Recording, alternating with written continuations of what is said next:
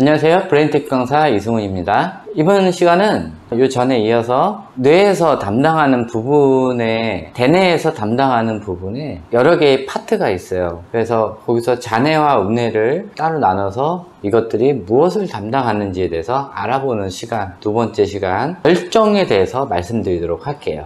이 열정은 집중력하고 많이 상관이 있으니까 영상을 끝까지 봐주셨으면 좋겠어요. 자, 그러면 시작합니다. 이 열정은 좌뇌와 우뇌 두 개 다 가지고 있어요.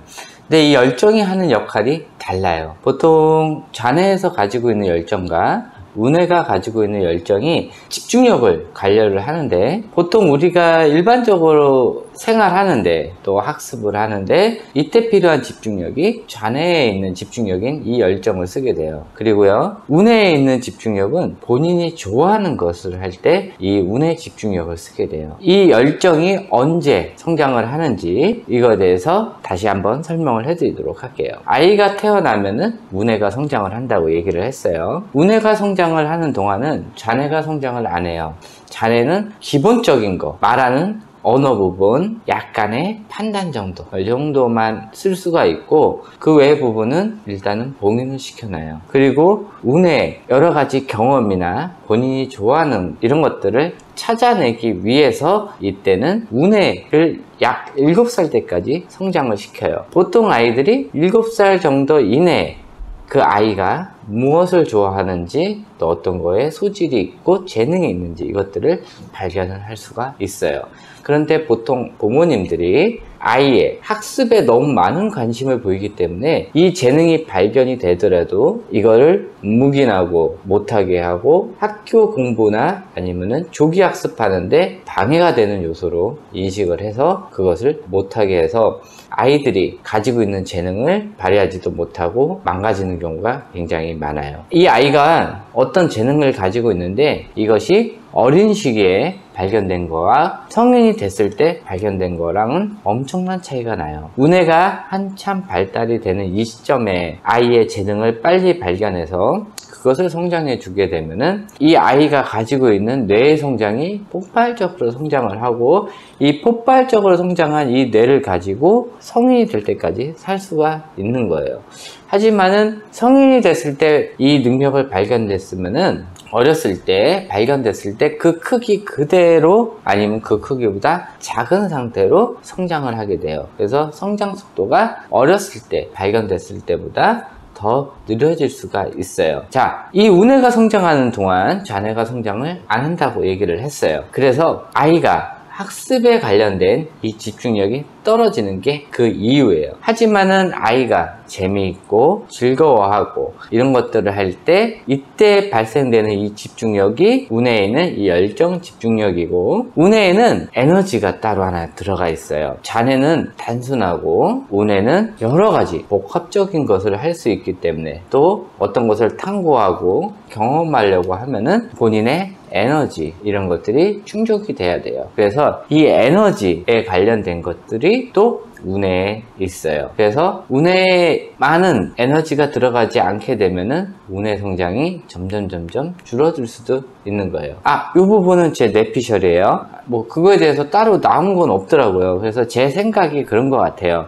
우뇌에는 하는 역할이 굉장히 많고 여러 가지 멀티로 해야 되고 너무 많은 거를 한꺼번에 해야 되니까는 여기에 필요한 에너지가 있어야 된다고 생각을 해요. 그래서 이게 우뇌에 들어가 있고 그 역할을 하는 게 우뇌가 돌아가는데 도움을 주는 에너지 역할을 해주는 이 배터리가 들어있다고 생각을 해요. 자, 여기서 우뇌의 집중력이 좌뇌의 집중력보다 보통 8배 이상 커요. 그래서 아이들이 공부 외에 본인이 좋아하는 거 할 때 이때는 엄청난 집중력을 보이게 되는 거예요. 평소 때는 공부도 안 하던 아이가 본인이 좋아하는 만들기, 그리기, 또 블록 쌓기 이런 것들을 할 때는 1시간이든 2시간이든 앉아서 일어나지는 않고 하게 돼요. 성인이 되면은 그 능력이 점점 증가해서 본인이 좋아하는 거 할 때는 8시간이든 9시간이든 그렇게 할 수가 있는 거예요. 하지만은 이 좌뇌에 있는 집중력이 언제 나오냐? 자네가 성장하면서 자네의 집중력이 올라가고 이때 쓰는 게 좌뇌의 열정 에너지를 쓰게 되는 거예요. 그래서 좌뇌 사람들은 자네는 학습을 하기 적합하게 돼 있기 때문에 공부를 할 때도 뭐 기본 1시간 정도는 앉아서 할 수가 있어요.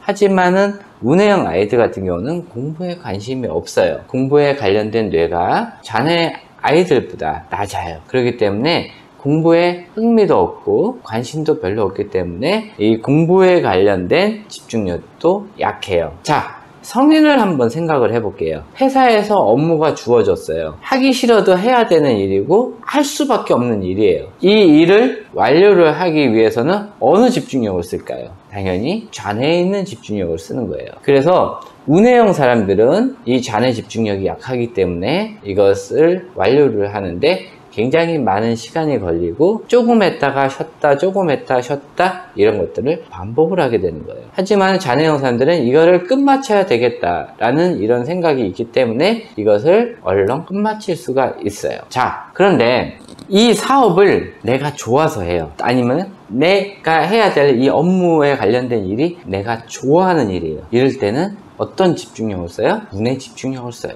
좌뇌형 사람들도 마찬가지예요. 좌뇌 집중력이 원래 큰 상태에서 그리고도 이 일이 내가 좋아 그러면은 좌뇌 집중력과 운의 집중력을 같이 쓰게 되는 거예요. 하지만 운해형 사람들은 좌뇌 집중력이 낮지만은 내가 좋아하는 일이에요. 이럴 때는 운의 집중력을 폭발적으로 쓰게 돼요. 자, 운해형 아이라고 공부를 못할까요? 아니에요. 아이한테 공부에 대한 재미를 알려주고 학습에 스트레스를 많이 안 주고 성적에 스트레스를 많이 안 주고 그냥 재미있게 가르치다 보면은 아이가 학습에 대한 재미를 갖게 되고 이때 쓰는 집중력이 운의 집중력을 쓰게 돼요.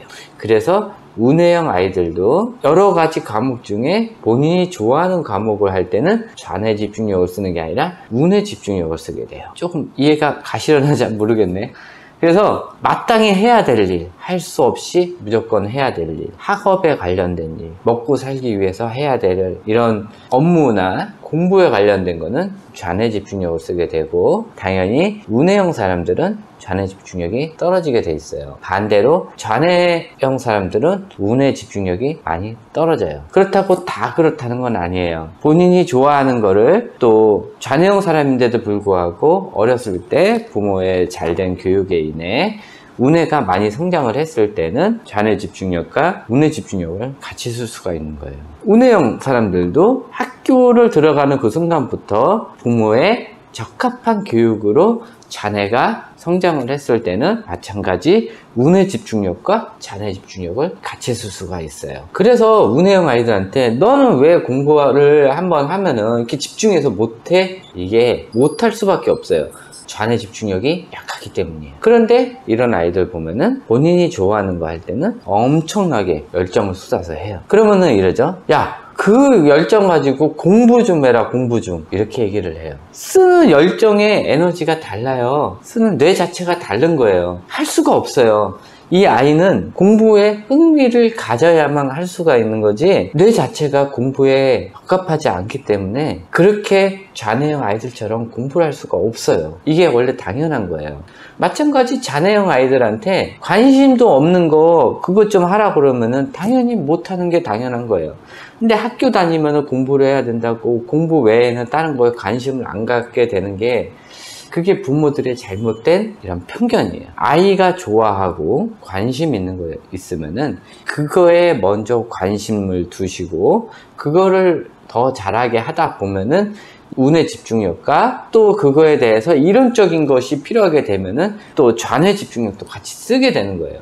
그래서 어렸을 때 아이가 좋아하는 걸 찾아서 그거를 활성화시켜 주면은 좌뇌도 자동적으로 같이 성장을 하게 되는 거예요. 좌뇌 교육이라고 따로 없는 거예요. 이거를 강제로 좌뇌를 여는 경우랑 운해를 성장시켜서 좌뇌를 여는 경우랑은 다른 거예요. 아이 스스로 열게 하는 거하고 부모가 강제로 열게 하는 거하고는 달라요. 0세부터 7세까지 아이의 운해 성장하는 방법. 여러 가지 방법이 있는데 제일 좋은 방법은 0세부터 7세까지 잔해를 열지 않는 방법이 우뇌가 성장하는 방법이에요. 잔해를 성장을 안 하게 하는 방법은 문자학습, 또 연산학습, 또 부모가 시키면 시키는 대로 꾹두각시처럼 따라오게 하는, 그렇게 하지 않게 하는 방법이 우뇌를 성장시키는 거예요. 시키면 시키는 대로 인공지능 AI처럼 이렇게 따라오는 아이들을 원해요. 왜? 그래야 육아가 편하다고 생각하기 때문에. 편한 육아는 아이를 망치는 길이에요. 아이가 칭얼거린다고 핸드폰 보여줘, TV 보여줘. 아이가 4살, 5살 때 한글 읽는다고 엄마 뭐하고 있는데 가서 책이나 봐, 귀찮으니까. 아니면 엄마가 하는 일이 방해가 되니까. 이런 편한 육아는 아이를 망치는 지름길이에요. 육아할 때 0세부터 한 10살 때까지는 편하시겠죠. 그러나 10살 이후에 이 아이는 더 좋은 머리를 가질 수도 있고 더 많은 스킬들을 펼칠 수가 있는데 이거를 망치는 길이에요. 더 높은 IQ를 가질 수가 있지만은 그거를 막는 길이고, 아이가 칭얼거릴 때 핸드폰 한번 보여주게 하는 것이 얼마나 위험하냐면은 아이의 시력을 떨구게 하죠. 아이의 집중력을 방해하는 물질을 나오게 해요. 아이의 학습 저해 효과를 오고 아이의 반항심을 심어주고 아이의 과잉 반응을 올려주는 이런 것들을 나오게 해요. 어렸을 때부터 그렇게 보여줬던 아이들이 4살, 5살 돼가지고 핸드폰을 못 쓰게 하면은 아이들이 당연히 거기에 대한 반발심이 나오게 되고 과잉 행동 반응이 나오게 돼요. 안 하게 할 거면은 아예 처음부터 하지 말아야지, 나중에 바꾸는 것들은 부모의 일관성 있는 교육이 되지가 않고 부모를 신뢰하지 않게 돼요. 초등학교 가서 다른 아이 다 핸드폰을 가지고 있는데 우리 아이만 안 가지고 있다, 그렇다고 우리 아이가 왕따를 당하는 것 같다? 그거는 아니에요. 핸드폰을 가지고 있는 이런 아이들이, 이런 대아들이 보면은 굉장히 나쁜 대아들이 굉장히 많아요. 그래서 그 대아에 우리 아이가 못 낀다고 우리 아이가 도태되는 건 아니에요. 오히려 이런 아이들이 불쌍해지고 이런 아이들이 나중에 청소년기에 지나가지고 많은 사고를 치게 돼요. 이런 아이들이랑 같이 어울리게 하려고 초등학교 때 핸드폰 사주고, 이러다 보면은 같이 어울리다 보면은 분길로 빠질 수가 있게 되는 거예요. 이 핸드폰 하나로 뭐가 이렇게 많이 바뀌냐라고 생각하겠지만은 엄청나게 많은 악효과가 나올 수가 있어요. 이거는 핸드폰 쪽 할 때 나중에 한번 해드리도록 하고요. 하여튼 이 집중력과 열정과는 많은 관계가 있고 좌뇌에서 쓰는 열정과 우뇌에서 쓰는 열정은 다른 거예요. 그래서 우뇌형 아이들한테 좌뇌형 교육을 강제로 시킬 때 아이가 집중을 못하는 이유가 그 이유인 거예요. 꼭 알아두시고요. 다시 한번 정리하자면은 좌뇌에 있는 열정 집중력은 본인이 해야 될 일, 학업, 회사 다닐 때 회사 업무 등 이런 것들을 할 때 필요한 것들이고, 우뇌에 있는 집중력은 본인의 취미생활, 본인의 즐거워하는 것들, 본인의 가지고 있는 재능들, 이런 것들을 살릴 때 필요한 집중력이에요. 그래서 우뇌형 사람들도 본인이 좋아하는 것들을 할 때 이 집중력을 쓰고, 이 본인이 좋아하는 게 학업이 될 때 엄청나게 큰 효과를 볼 수가 있는 거예요. 그래서 학업에 대해서 스트레스를 주게 하는 이런 것들은 별로 좋지가 않아요. 또 좌뇌형 사람들도 이 우뇌 집중력을 올리게 되면은 마찬가지 우뇌에 있는 본인이 좋아하는 거를 할 때 좌뇌 집중력과 우뇌 집중력을 같이 쓰면서 엄청나게 높은 집중력을 보일 수가 있어요. 자, 이것으로 열정과 집중력의 상관관계를 한번 알아봤어요. 조금 이해가 되셨으면 좋겠어요. 그래서 우뇌형 아이들한테 억지로 학업 공부를 시키면은 집중을 못하는 이유, 우뇌형 성인들이 학업 공부를 하면은 굉장히 집중이 안 되는 이유가 이거예요. 이거 좀 참고를 해주시고요. 다음번에는 또 우뇌와 좌뇌의 또 다른 파트에 대해서 또 설명을 해드리도록 할게요. 이것으로 강의 마치고요. 구독과 좋아요 부탁드리고요. 주위에 우뇌형 사람들이나 아니면 학업에 어려움을 겪고 있는 사람들, 성인들도 마찬가지, 학생들도 마찬가지. 제 강의는 학생들이 봐도 되는 프로그램이니까 보고 본인에 맞는 스타일을 찾아주시는 게 굉장히 좋을 듯 해요. 이것으로 강의 마치고요. 또 다음번 강의에서 뵙도록 하겠습니다. 네, 감사합니다.